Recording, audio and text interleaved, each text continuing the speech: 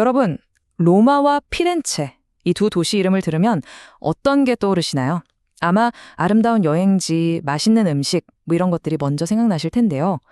근데 사실 이 두 도시는요, 그보다 훨씬 더 거대한 의미를 가지고 있습니다.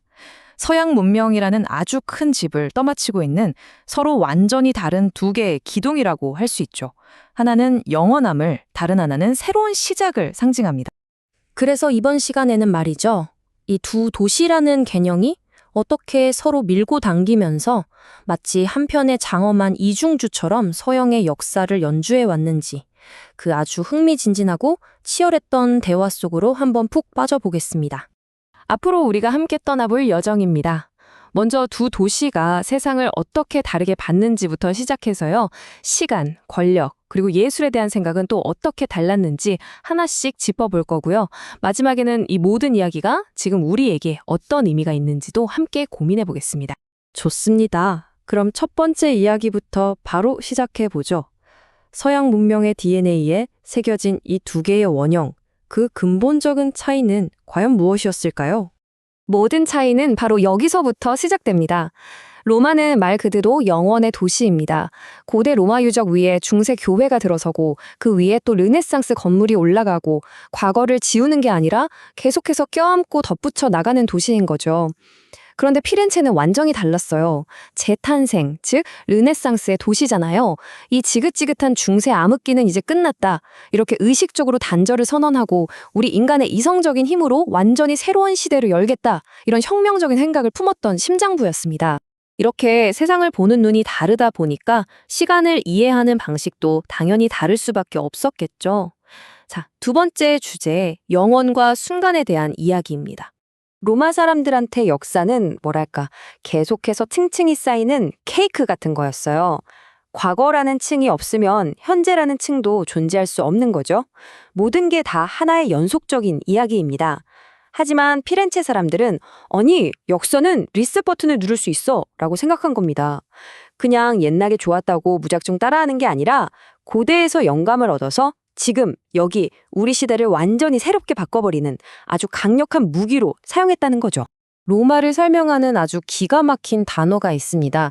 바로 팔림프세스트인데요. 이게 뭐냐면 옛날에 양피지가 비싸니까 썼던 글씨를 지우고 그 위에 새 글씨를 쓴 걸 말해요. 근데 옛날 흔적이 희미하게 남아있는 거죠. 로마라는 도시가 딱 이 팔림프세스트 같아요. 고대 로마의 흔적 위에 중세 교회의 흔적이 또 그 위에 근대의 흔적이 모든 시대가 한 공간에 겹쳐서 함께 숨쉬고 있는 겁니다. 정말 멋진 비유 아닌가요? 자, 보세요. 이게 바로 그 대표적인 예입니다. 이집트에서 뺏어온 오벨리스크 꼭대기에 떡하니 십자가를 올려놨어요. 이게 뭘 의미할까요? 너희 이교도의 역사? 그거 우리가 전부 끌어안아서 우리 교회의 위대한 승리 이야기의 일부러 만들어주마 하는 엄청난 자신감의 표현인 거죠. 과거를 없애는 게 아니라 자기들 이야기 속으로 완전히 흡수해서 더 위대하게 만드는 겁니다. 정말 대단하죠. 자, 세계관도 다르고 시간을 보는 눈도 다르니 당연히 권력을 잡고 쓰는 방식도 완전히 달랐겠죠? 세 번째 이야기, 교황과 상인의 대결입니다. 이 질문을 한번 던져보죠. 과연 이 도시들을 움직인 진짜 힘은 어디서 나왔을까요? 나는 신의 대리인이다 라고 외치는 교황의 절대적인 권위였을까요? 아니면 자기 능력 하나로 돈을 벌고 도시를 일으킨 상인들의 경제력이었을까요? 이 표를 보시면 그 차이가 한눈에 들어옵니다. 한번 보시죠. 피렌체는 어때요? 상인 은행과 같은 시민들이 길드를 만들어서 도시를 이끌었죠. 힘이 아래에서부터 위로 올라오는 구조예요. 근데 로마는 정반대입니다. 교황이 정점에 있고 유럽 전역에서 거둬들이는 11조나 헌금이 권력의 기반이었죠. 위에서 아래로 내려찍는 완벽한 탑다운 시스템이었던 겁니다. 정말 하나부터 열까지 다 다르죠? 권력을 쓰는 스타일은 더 재밌습니다.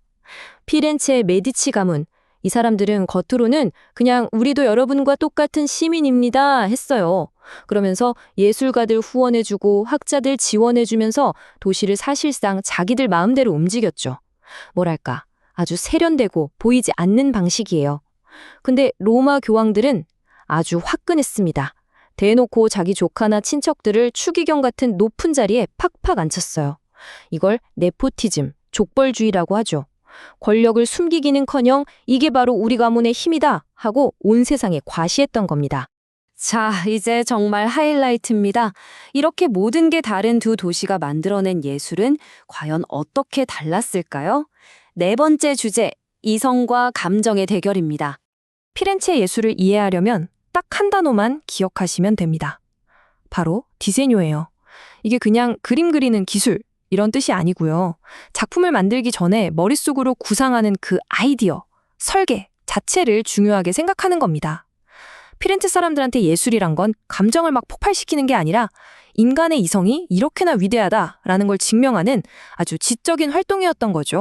그리고 그 디세뇨의 최고봉이 바로 미켈란젤로의 다비드입니다. 이 다비드상을 잘 보세요. 막 돌을 던지려고 하는 그런 역동적인 모습이 아니죠. 조용히 서서 적을 노려보면서 어떻게 저 거인을 쓰러뜨릴까 하고 머리를 굴리는 행동 직전의 그 찰나를 포착한 겁니다. 진짜 힘은 저 우락부락한 근육이 아니라 냉철한 지성에서 나온다는 걸 보여주는 거죠. 피렌체가 추구했던 이성적인 인간의 이상? 그 자체입니다. 자, 그럼 로마는 어땠을까요? 로마 예술의 키워드는 벨 콤포스토입니다. 아름다운 종합이란 뜻인데요. 이성적인 분석이고 뭐고 그냥 보는 사람의 감각을 완전히 압도해버리는 게 목표예요.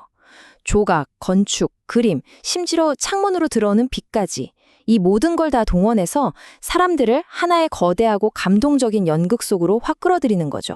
베를리니가 만든 다비드상을 한번 볼까요? 와, 미켈란젤로의 다비드랑은 완전히 딴판이죠? 지금 당장이라도 돌팔매가 날아올 것만 같아요. 온몸의 에너지를 쥐어짜서 막 돌을 던지려는 그 폭발적인 순간. 이걸 보면 저 자세의 합리성은 이런 생각이 들까요? 아니죠. 그냥 헉 하면서 그 격렬한 감정에 푹 빠지게 되는 겁니다. 이게 바로 로마 스타일이에요. 건축물도 마찬가지입니다. 피렌체의 상징인 두오모 돔을 보면 와, 저걸 인간의 힘으로 어떻게 만들었지? 하는 경이로움이 들죠. 인간의 지성과 능력에 대한 찬사인 거예요. 반면에 로마 성베드로 광장에 딱 서면 어떤 느낌이 들까요? 아, 나는 정말 작은 존재구나. 신은 정말 위대하다. 이런 감정이 들게끔 의도적으로 설계됐습니다. 하나는 인간을 위한 기념비, 다른 하나는 신을 위한 거대한 무대였던 셈이죠. 자, 이렇게 서로 다른 두 도시의 이야기를 쭉 들어봤는데요. 그럼 이제 마지막 질문을 던져봐야겠죠? 그래서 이 오래된 두 도시의 이중주가 21세기를 사는 우리랑 도대체 무슨 상관이 있는 걸까요? 결국 이 모든 이야기는 몇 가지 핵심적인 대결 구도로 정리할 수 있습니다. 권위냐, 자유냐, 신앙이냐, 이성이냐, 전통을 지킬 것이냐, 모든 걸 뒤엎고 혁신할 것이냐, 이 두 개의 목소리가 서양 문명사 내내 서로 싸우고 또 때로는 화해하면서 만들어낸 멋진 이중주, 그게 바로 로마와 피렌체 이야기인 겁니다. 그리고 이 이야기가 정말 중요한 이유는 이게 그냥 옛날 이야기가 아니기 때문이에요. 안정적인 거대 제국을 꿈꿨던 로마의 방식과 똑똑한 개인이 세상을 바꾼다고 믿었던 피렌체의 방식. 이 두 가지 모델은 지금도 우리 주변에 그대로 살아 있습니다. 한번 생각해 보세요. 안정적인 대기업에 남을 것인가, 리스크를 감수하고 스타트업을 할 것인가, 국가가 이끄는 거대한 흐름을 따를 것인가, 나만의 길을 개척할 것인가. 이게 전부 다 로마와 피렌체의 싸움이 오늘날까지 이어지고 있다는 증거 아니겠어요? 그러니까 이 두 도시의 이중주는 박물관에 갇힌 과거의 유물이 아닙니다. 바로 지금 우리 안에서, 우리 사회 안에서 계속 연주되고 있는 거죠. 마지막으로 여러분께 질문을 하나 던지고 싶습니다. 지금 여러분이 살고 있는 이 세상은, 또 여러분 자신은 로마를 더 닮았나요? 아니면 피렌체를 더 닮았나요? 거대한 권위에 웅장한 목소리가 더 크게 들리나요? 아니면 자유로운 개인의 활기찬 목소리가 더 크게 들리나요? 어쩌면 더 중요한 질문은 이거겠죠.